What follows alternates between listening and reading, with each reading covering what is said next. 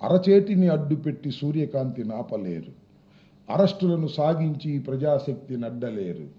దీని కొద్దిగా బాబు సవరణ చేస్తున్నా. అరెస్టులను సాగించి జగన్ శక్తిని అడ్డలేరు. రాసుకోండి, ఆ తర్వాత చూసుకోండి. ఈ 4 సంవత్సరాల్లో ఈ వికృతమైన చేష్టలు చేస్తున్నా, పోలీసును ఆయుధంగా ఉపయోగించుకొని వైఎస్ఆర్ కాంగ్రెస్ పార్టీ మీద దెబ్బతీయాలని ప్రయత్నం చేస్తున్నా ఎర్రబుక్కు రచయిత చంద్రబాబు నాయుడు గారి కుమారుడు లోకేష్ గారి దుస్థితి రాబోయే కాలంలో మనమే చూస్తాం.